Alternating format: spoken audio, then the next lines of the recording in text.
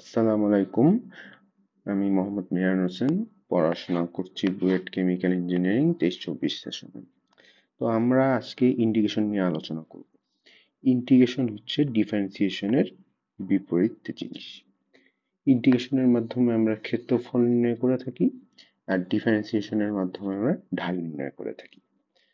এটা হচ্ছে ইন্টিগ্রেশন সম্পর্কে প্রাথমিক আলোচনা। তো আমরা আসল আলোচনায় আসি। সো আমাদের প্রথম টাইপ হচ্ছে x plus B to the power n ফরম্যাটের যে সকল ইন্টিগ্রেশন আছে সেগুলো নিয়ে। এটা একটি থ্রি স্টার টপিক। তো আমরা জানি যে এক্স কে ইন্টিগ্রেশন করলে আসে x square by two plus c. এই সিটা হচ্ছে কনস্ট্যান্ট। অনির্দিষ্ট যোগজের ক্ষেত্রে সবসময় এই কনস্ট্যান্টটি দিতে হবে। তো আমরা যদি এখন x to the power n dx এর জন্য যদি বাই করতে যাই, তাহলে আসবে x to the power n plus one by n plus one plus C. ঠিক তেমনি a x plus B to the power n এর জন্য যদি আমরা এখন ইন্টিগ্রেশন বের করতে যাই, তখন আসবে হচ্ছে আমাদের a x plus B to the power n plus one by n plus one a x plus B এর ডিফারেন্সিয়েশন যেটা আছে সেটা হচ্ছে এই নিচের n প্লাস ওয়ান এর সাথে গুণ অবস্থায় থাকবে। এরপরে এটাকে সলভ করলে যেই ফর্মটা আসে সেটাই হচ্ছে আমার x plus B to the power n এর অ্যান্সার। এটা খালি শুধু তখনই সম্ভব হবে যখন এক্স এর পাওয়ারটাও ওয়ান হবে, কিন্তু এক্স এর পাওয়ার টু বা থ্রি বা ফোর যদি হয় তাহলে তখন এটা হবে না। তো আমরা দেখি, কয়েকটা অঙ্ক দেখি। এখানে কি বলছে, 0 to 2 ব্যবধিতে 1/√4x plus 1 এর ইন্টিগ্রেশন করতে বলছে।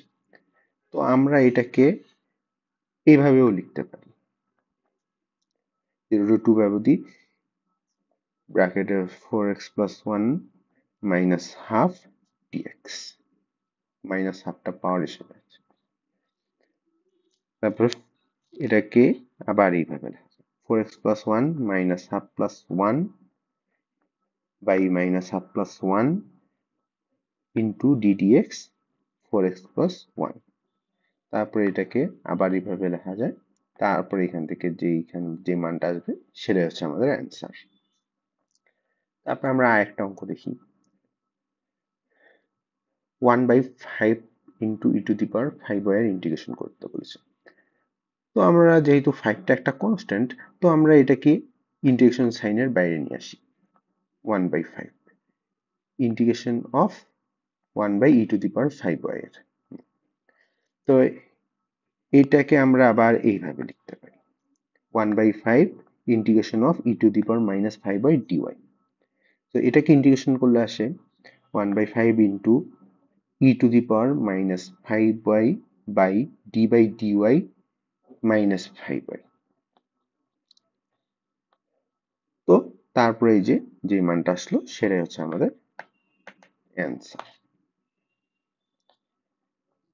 তারপরে আমরা এই অঙ্কটা দেখি, এটা হচ্ছে সোজা। এখানে খালি শুধু ই টু দি পাওয়ার এক্স হচ্ছে e to the power x by হিসেবে লেখা যায়। তারপরে বাকি অঙ্কটা হচ্ছে আমরা যে দুইটা ম্যাথ করলাম সেই দুইটা ম্যাথের মতো সেম ফরম্যাট। তো আমরা আরেকটা টাইপ পেয়েছি, সাবস্টিটিউশন মেথড। এটাও একটি খুব ইম্পর্টেন্ট টপিক। এটাতে হচ্ছে আমরা ইন্টিগ্রেশনের কোনো একটা অংশকে জেড বা অন্য কিছু ধরে নিয়ে তারপরে হচ্ছে ডিজেড এর মানটা বাইর করি, তারপরে মানগুলো হচ্ছে ইন্টিগ্রেশনে বসিয়ে দেই, তারপর হচ্ছে আমরা ইন্টিগ্রেশন সলভ করি। যখন ইন্টিগ্রেশনের আকারটা খুব জটিল থাকে তখন আমরা হচ্ছে এই প্রসেসে আগে। তো আমরা কয়টা অঙ্ক দেখি, যেমন এটা বলছে 3 into 0 to π/2 ব্যবধিতে sin 3x into e to the power cos 3x এর ইন্টিগ্রেশন করতে হবে। তো আমরা এখানে cos 3x কে z ধরে নিলাম, এই cos 3x কে আমরা z ধরে নিলাম। তারপরে এটাকে আমরা ডিফারেন্সিয়েট করলে minus 3 sin 3x dx is equal to dz আসলো। তারপরে কি হলো, 3 sin 3x dx is equal two minus dz লিখলাম আমরা এবং এটা বসিয়ে দিলাম। তারপর হচ্ছে আমরা যেহেতু cos 3x কে z ধরছি তাহলে আমাদের লিমিটিং ভ্যালুগুলো চেঞ্জ হয়ে যাবে। তো আমরা এই যে এখানে বসালাম x এর মান π/2 হলে z এর মান 0, আর x এর মান 0 হলে z এর মান 1, 1 to 0। তারপরে এই মাইনাসের কারণে 0টা নিচে চলে যাবে আর 1টা উপরে চলে যাবে, তখন লিমিটিং ভ্যালুটা হবে 0 to 1 ব্যবধিতে। এটা ছিল 1 to 0, এটা হলো 0 to 1। তারপরে এখান থেকে যেই সমাধানটা করব সেটাই হচ্ছে আমাদের অ্যান্সার।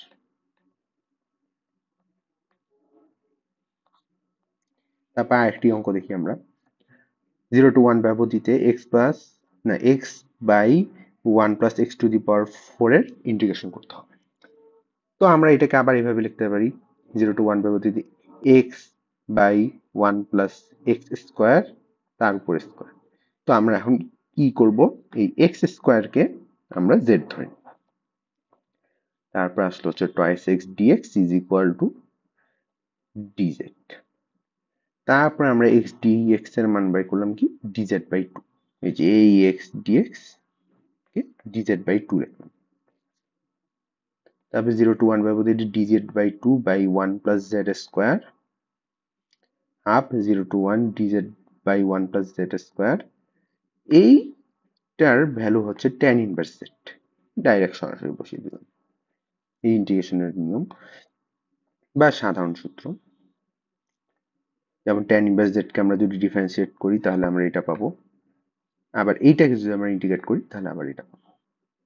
তারপর tan ইনভার্স z 0 to 1 ব্যবধিতে তারপর যে মানটা আসবে সেটাই হচ্ছে আমাদের অ্যান্সার। তারপরে এখানেও আমরা sin ইনভার্স x কে আমরা z ধরবো। তারপরে বাকিটা আগের ম্যাথের মতো, sin ইনভার্স x কে z ধরলে তারপরে তখন দেখা যাবে যে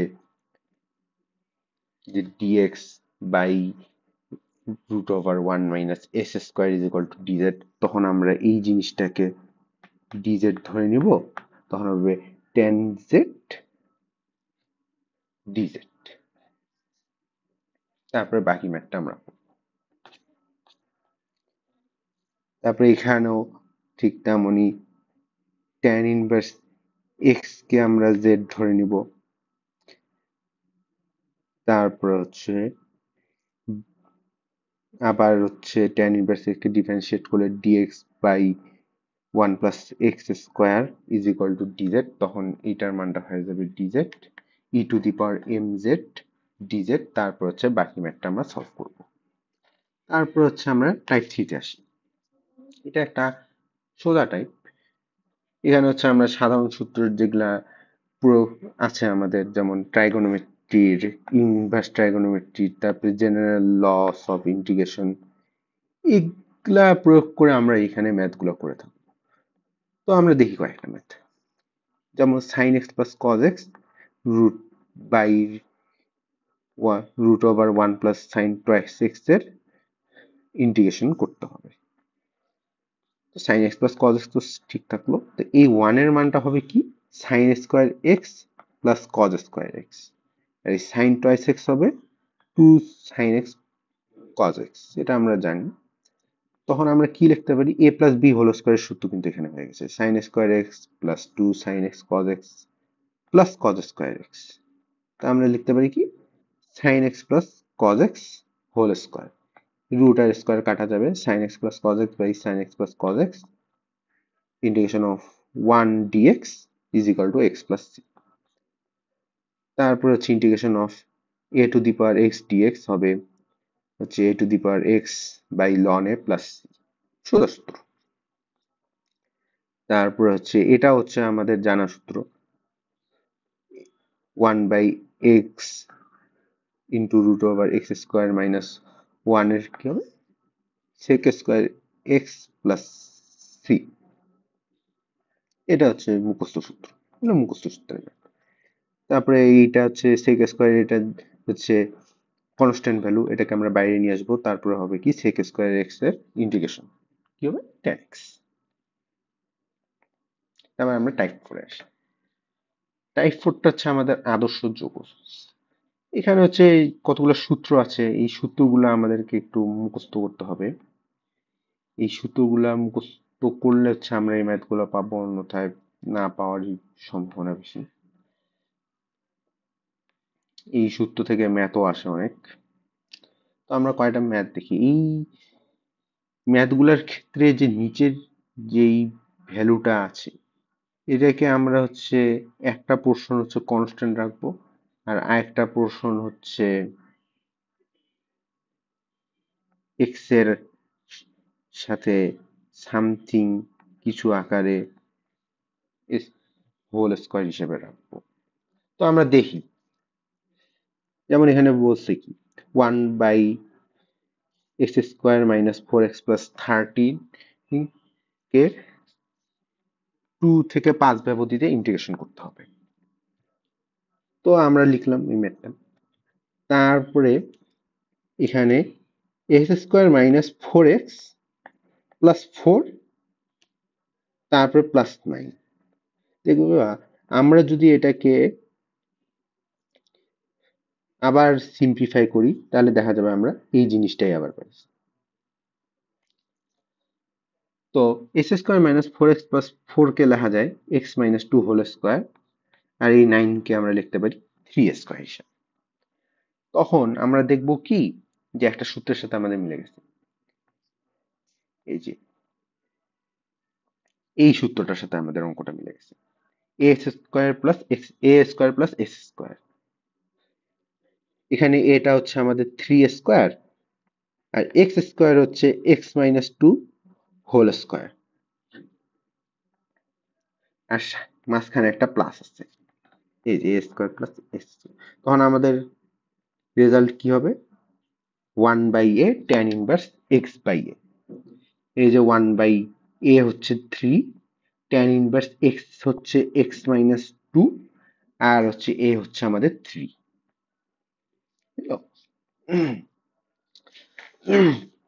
তারপর আরেকটা অঙ্কে আসি। 1/√2 - x² কে 0 to 1 ব্যবধিতে ইন্টিগ্রেট করতে হবে। তো আমরা একটা কাজ করব, আমরা হচ্ছে 1 নিলাম, এই 1 কে আমরা আবার -1 করলাম। এটা অঙ্ক করার সুবিধার্থে আমরা এই কাজটা করলাম। করলে এই সিম্পলিফাই করলে দেখা যাবে এই মানটাই আবার আসছে, সমস্যা নেই। তো এই জিনিসটা থেকে মাইনাস কমন নিলে কি আসে? 1 - 2x + x²। 1 - 2x + x²। তাহলে এইটাকে আমরা কি লিখতে পারি? 1 - 1 - x² বা x-1² যে কোনো একটা, তবে আমরা সুবিধার অনুযায়ী x-1² নিলাম। তো এইটা আমাদের কোন সূত্রের সাথে মিলে গেল? এইটা হচ্ছে আমাদের এই সূত্রের সাথে। এখানে হচ্ছে 1 হচ্ছে a, এই যে আমাদের a, আর এই যে x²টা হচ্ছে x-1² এই হচ্ছে আমাদের x²। তাহলে আসবে কি sin x-1/1, যেটা করলে x-1ই আসে। তো এটাকে 1 to 0 ব্যবধি বসায় দিলে আমরা আমাদের অ্যান্সার পেয়ে যাবো। তারপর বাকি ম্যাথ গুলো এরকমই সেম, একটা কনস্ট্যান্ট পোর্শন রাখবো, একটা এক্স পোর্শন রাখবো, তাহলে আমাদের অঙ্ক হয়ে যাবে ইনশাল্লাহ। তারপর আমরা টাইপ 5 এ আসি। টাইপ 5টা হচ্ছে আমাদের ইউবি মেথড।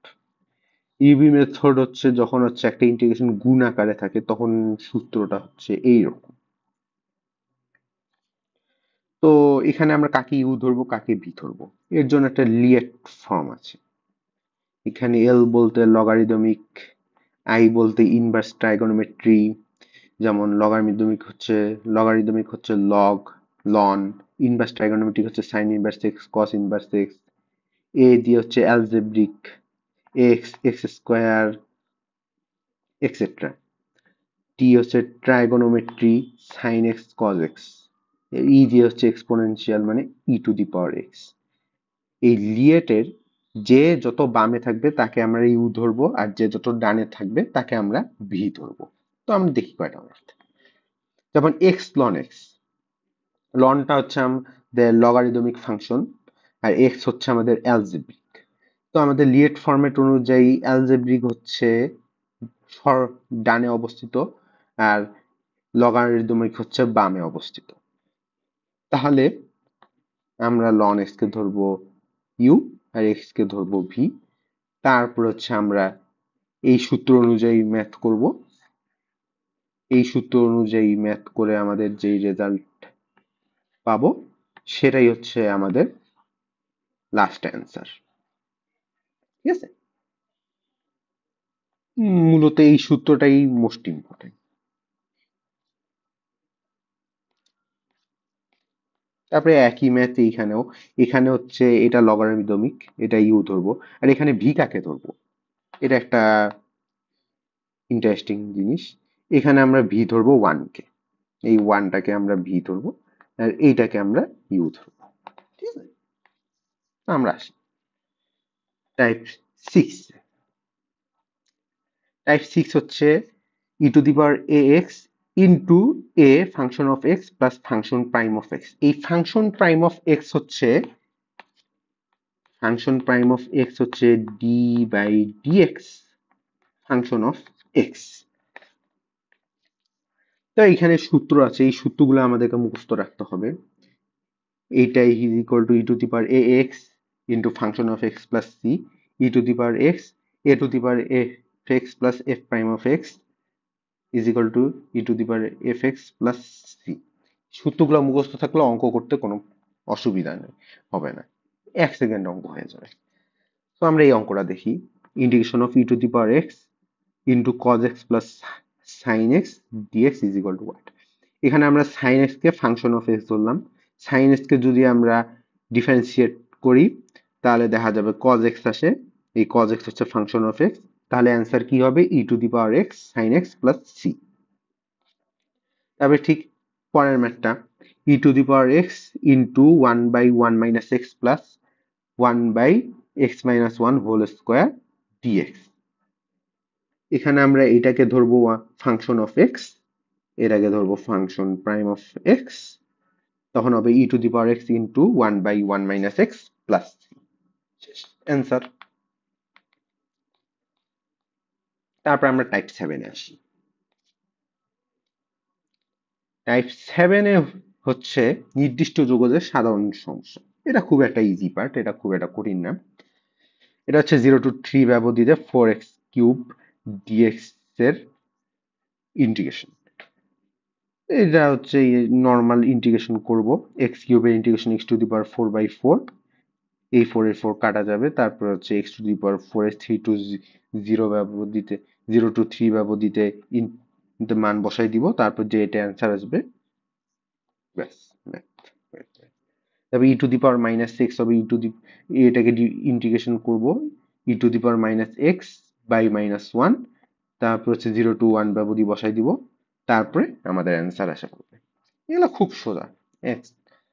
তারপরে এটাও একই math, sine twice x by 2 আসবে, তারপর পাই টু 0 মান বসাই দেবো, ব্যাস হয়ে যাবে। তারপর আমরা টাইপ 8-এ আসি। y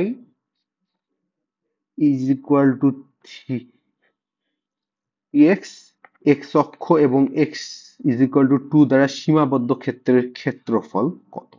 আমাদের এই এরিয়ার টপিকটা আসলেই মোস্ট ইম্পর্টেন্ট, এখান থেকে কোশ্চেন অবশ্যই আসবে, এইচএসসি তেও আসছে, অ্যাডমিশনও আসবে, অল দ্য টাইম আসবে, এটা স্বাভাবিক।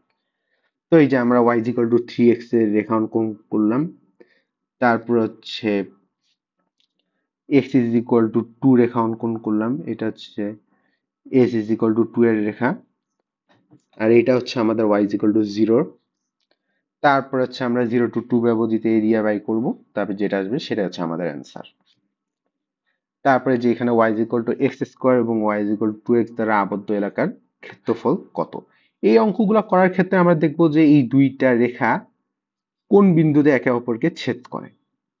এই যে y is equal two x square এবং y is equal two twice x, এরা কিন্তু একে অপরকে 2,4 বিন্দুতে ছেদ করে। তো আমরা কতটুকুর ক্ষেত্রফল বাই করবো এখানে? এই এতটুকু অংশের ক্ষেত্রফল বাই করবো। তো আমরা ক্ষেত্রফল বাই করার সময় ইন্টিগ্রেশনের ব্যবধি কতটুকু দেব? 0 to 2 পর্যন্ত আমরা ব্যবধি দিব, কারণ এক্স এর সাপেক্ষে যেহেতু ডিফারেন্সিয়েট করছি, কিন্তু ওয়াই এর সাপেক্ষে যদি আমরা করতে যেতাম তখন আমরা দিতাম হচ্ছে 0 to 4 ব্যবধি। তো আমরা আসি, এখানে কার থেকে কাকে মাইনাস করব?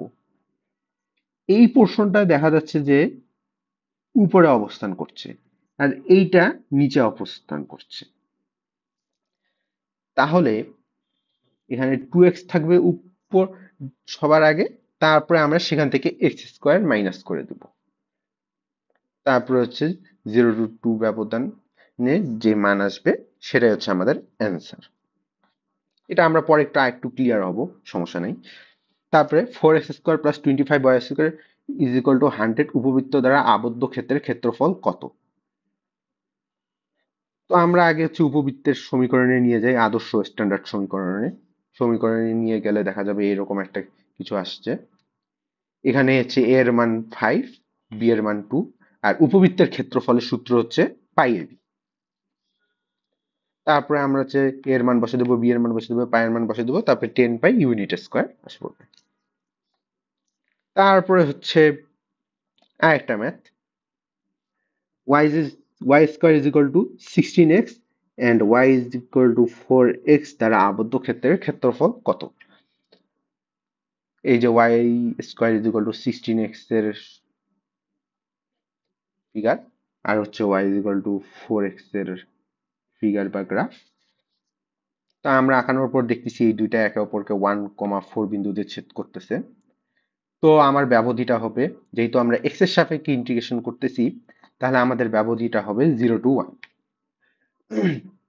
তো এখানে দেখা যাচ্ছে 4√x, এবার আমরা আগে লিখতেছি, এবার আমরা কিন্তু আগে 4x লিখতেছি না, কারণ 4x টা দেখা যাচ্ছে উপরে অবস্থান করতেছে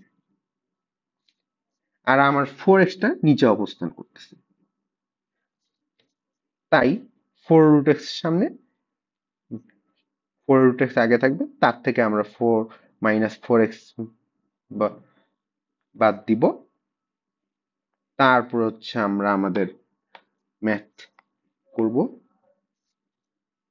তারপর হচ্ছে আমরা ডেফিনিট ইন্টিগ্রাল করে আমরা হচ্ছে যেই মানটা আসবে সেটাই হচ্ছে আমাদের অ্যান্সার। এই ম্যাথের সাথে ওই ম্যাথটা কিছুটা মিল আছে। তো এটা আমাদেরকে দেখতে হবে, যেটা উপরে থাকবে সেটা থেকে নিচেরটাকে আমরা অল দা টাইম মাইনাস করে দিব। সো আজকে এতটুকুই। Thank you all